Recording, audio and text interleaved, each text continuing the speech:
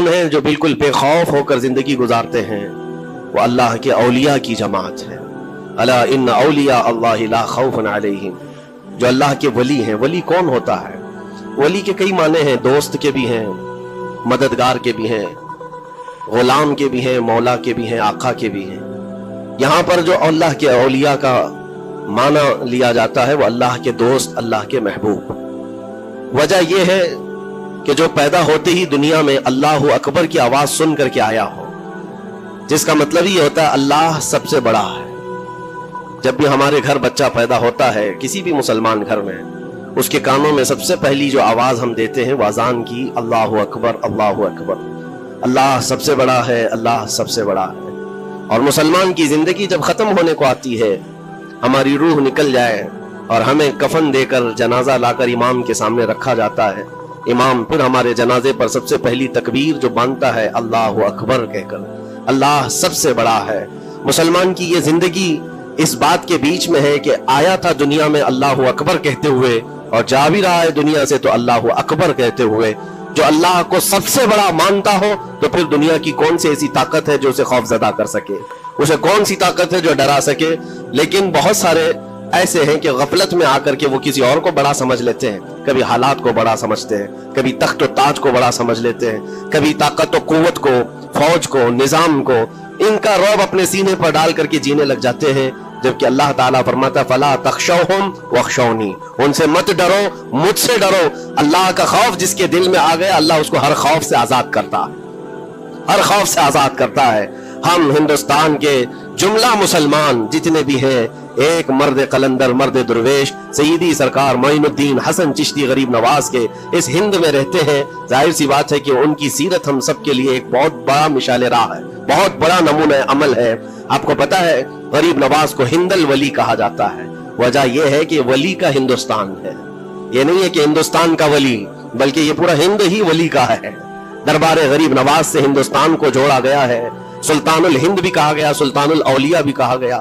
لیکن جانتے ہیں ان کے آنے کا راستہ اتنا پیچیدہ تھا، وہ سن 583 کی بات تھی، 583 ہجری چل رہی تھی، جب آپ حرم کعبہ سے نکل کر مدینہ طیبہ جا رہے تھے۔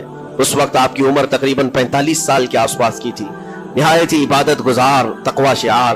20 سال اپنے پیر و مرشد کی خدمت کر کے وہ حرم کعبہ میں پہنچے تھے۔ 20 سال کے بعد جب مسجد نبوی میں گئے تو عجیب سی کیفیت تھی، سلام کیا رسول پاک صلی اللہ علیہ وسلم کے دربار میں، تو جواب قبر انور سے آیا وعلیک السلام یا معین الدین شیخ البر والبحر، اے معین الدین تجھ پر میری سلامتی ہو، اللہ کی سلامتی ہو، جو خشکیوں کا بھی اور تریوں کا بھی تجھے امام بنایا گیا ہے۔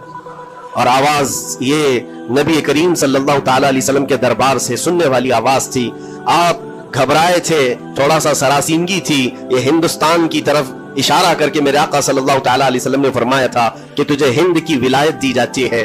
اس وقت تک سرکار غریب نواز کو نہ ہندوستان آنا کبھی ہوا تھا، نہ ہندوستان کے علاقوں کو آپ نے کبھی دیکھا تھا، کیونکہ سجستان جو یہاں سے کافی دور ہے، افغان کے قریب ایک علاقہ سنجر جہاں پر آپ کی ولادت ہوئی، وہاں سے نکل کر کے آپ نیشاپور میں آباد رہے، اس کے بعد 40 سال کے بعد حرم کعبہ اور حرم مدینہ میں رہے۔ لیکن اچانک یہ بات کہ تمہیں ہند کی ولایت دی جاتی ہے، ایک تعجب والی بات ہے، نئی جگہ پر بھیجا جا رہا ہے۔ آپ دوبارہ شام میں نبی پاک صلی اللہ علیہ وسلم کے دربار میں حاضر ہوئے اور سلام پیش کرنے کے بعد، کیونکہ یہ خوشی کی بات تو سب کے لیے تھی کہ ہندوستان کو اللہ تعالیٰ ایک عظیم ولی بھیج رہا ہے، لیکن جس کو بھیجا جا رہا ہے وہ بے قرار تھا، بے چین تھا، کیونکہ نہ راستے پتہ ہے، نہ ملک کے حالات معلوم ہے۔ بارگاہ مصطفیٰ صلی اللہ علیہ وسلم میں دوبارہ جب حاضری ہوئی، عرض کیا آقا آپ کا حکم، اس کی تعمیل کے لیے بندہ حاضر ہے، لیکن نہ یہ فقیر ہندوستان کے راستے دیکھا ہے، نہ وہاں کے حالات معلوم ہے۔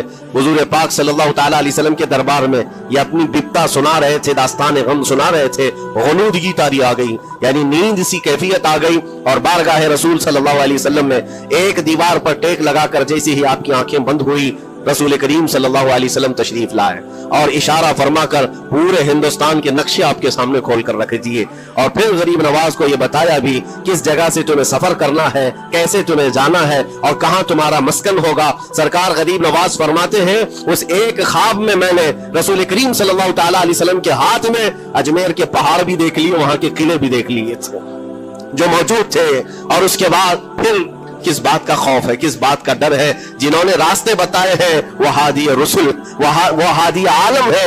नबी पाक सल्लल्लाहु अलैहि वसल्लम आए ही हैं पूरी कायनात को रास्ता दिखाने के लिए, और जिन्होंने गरीब नवाज को हिंद का रास्ता बताया हो, फिर डर किस बात का? जब आप बेदार होते हैं तो अपने साथ 40 कुतुब उस औलिया इकराम की जमात लेकर मदीना तैयबा से सफर के लिए निकले थे। मेरे अजीजों, अब बात यहाँ आती है, इसीलिए मदीना तैयबा से ये पूरा प्लान हुआ है, मदीना तैयबा से भेजा गया है, मदीना तैयबा से प्लेसमेंट हुआ है। इसी वजह से आज तक तारीख गरीब नवाज को अताए रसूल कहती है। अताए रसूल है, रसूलुल्लाह की अता है, हिंदुस्तान वालों के लिए खास अता है मेरे आका सल्लल्लाहु अलैहि वसल्लम की। जब वो सफर के लिए निकले, सन 83 से चले थे, तो यहाँ हिंदुस्तान पहुंचते पहुंचते आपको 87 यानी 4 साल का अरसा लग गया था।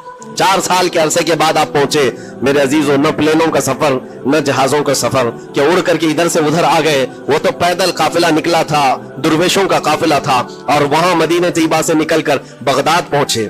बगदाद में औलिया कामिलीन की सोहबत पाई, वहां से फिर निशापुर, फिर उसके बाद हेरात और अफगान के इलाके होते हुए लाहौर पहुंचे। लाहौर में सरकार दाता गंज बख्श आलम रहमतुल्लाह तआला अलैह के दरबार में चिल्ला कशी फरमाई, वहां से दिल्ली पहुंचे। यहाँ ये पूरा जो रास्ता है 4 साल का, मेरे अजीजों, तारीख में है। सरकार गरीब नवाज जिस रास्ते से चलते जाते थे, जो काफिर या मुशरिक भी देखता वो दायरे इस्लाम में दाखिल हो जाता था। नूर इलाही, नूर वहदत का टुकड़ा आपकी जबीन अक़दस पर ऐसा चमकता था कि लोग जो आते वो फिर आपकी सोहबत से दूर कोई जाता नहीं था। दिल्ली में जहां आप आए, ये एक अजीब इत्तेफाक है, उस वक्त खांडे राव एक बड़ा राजा था, उसका किला था, उसके सामने ही आपने पड़ाव डाल लिया।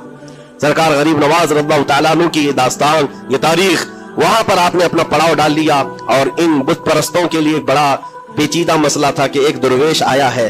एक बात मैं आपको बताऊं, ये जो तासुब आज फैला हुआ, ये जहर फैला हुआ, ये आज का नहीं है, ये बाप दादाओं के पुश्त में भी इनके मौजूद रहा है। इस्लाम और मुसलमानों के खिलाफ जहर मुशरिकीन के दिलों में, ये बहुत पुरानी चीज है, नई नहीं है, बहुत पुरानी चीज है। तासुब दिलों के अंदर कुड़न रखना और कभी एक्सेप्ट ना करना, ये सरकार गरीब नवाज जिस दिन हिंद में कदम रख रहे हैं, उसी दिन से आपने इसको फेस किया है, उसी दिन से आपने इसको देखा है। और वहां पर खांडे राव की जमात ने बहुत कोशिशें की कि ये दिल्ली में दाखिल हुआ, यहीं से इनको खत्म कर दिया जाए, निकाल दिया जाए। लेकिन अजीब इत्तेफाक ये है कि ये जो जमात आई थी सरकार गरीब नवाज के साथ, न इनके हाथों में तलवार है, न भाले हैं, न चाकू है, न छुरी है, ये तो गुदड़ियां पहनी हुई दुर्वेशों की जमात थी। गुदड़ियां पहनी हुई दुर्वेशों की जमात जो झोले में सूखी रोटी रखते थे और पानी में भिगोकर खा लिया करते थे। इनके पास न कोई हथियार है, न कोई सामान है, हर सामान जंग है। इनको निकाला जाए तो किस बात से निकाला जाए, हिम्मत भी ना होती थी। यहां तक कि जो आपको वहां से जाने की बात करने के लिए आता था, थोड़ी देर महफिल में बैठता और खड़ा रहता और कलमा पढ़कर फिर मुशर्रफ ब इस्लाम हो जाता। दिल्ली के अंदर एक दिन के अंदर 1000 लोग इस्लाम में दाखिल हुए थे। सरकार गरीब नवाज रज़ियल्लाहु तआला अन्हु ने तलवार से इस्लाम में दाखिल नहीं किया है, ना ही किसी को डरा धमका करके। वो सूखी रोटी खाने वाले किस बात से डराते लोगों को? उनके पास कौन सा एटम बम था? यहाँ मौजूद जो राजे महाराजे थे, उनके पास फौज भी थे, हाथी भी थे, घोड़े भी थे, सब कुछ था। लेकिन आने वाला मर्द कलंदर क्या लेकर के आया था, तारीख में बताया जाता है ये वो जमाना था जब शिहाबुद्दीन गौरी हिंद के ऊपर हमले करके यहाँ पर आने की कई मर्तबा कोशिश किया। ये अफगान का बादशाह था शिहाबुद्दीन गौरी, जब हिंदुस्तान पर कई मर्तबा हमले करके नाकाम लौट रहा था, बीच रास्ते में इन फकीरों की जमात से बादशाह की जमात की मुलाकात हो गई। सिपाही जा रहे थे शिकस्त खाकर और ये दुर्वेशों का काफिला इधर आ रहा था। देखा पहचानी सी सूरतें लगती हैं। जाकर के एक सिपाही ने पूछा, बाबा आप लोग कहां जा रहे हैं? तो बाबा जो जमात में आ रहे थे उन्होंने कहा हिंदुस्तान फतह करने जा रहे हैं। बड़ी बात है, गुदड़ियां पहने हुए, पैबंद लगे कपड़े हैं, झोलियां लटकाए हैं। और उसने देख करके कहा मारा सिपाही ने, कहा ये देखते हो हमारे बादशाह की फौज है, इसमें हाथी घोड़ों की तादाद देखो, जरा सामान जंग तो देखो, इसमें नेज़े तलवारों की छनक तो देखो, और आप ये चंद फकीरों की जमात लेकर हिंद फतह करने की बात कर रहे हैं। तब सरकार गरीब नवाज के कानों में आवाज आई तो आपने कहा उससे कह दो फर्क यही है, तुम जब लड़ने के लिए जाते हो तो यही हाथी घोड़े और तलवारों के भरोसे जाते हो, मोइनुद्दीन सिर्फ अल्लाह उसके रसूल के भरोसे जा रहा है। हमारे पास जो ताकत है वो अल्लाह उसके रसूल के साथ होने की ताकत है। आज के जमाने में गरीब नवाज का यह जुमला हमारा हौसला बढ़ा देता है, कोई हो या ना हो अल्लाह हमारे साथ है।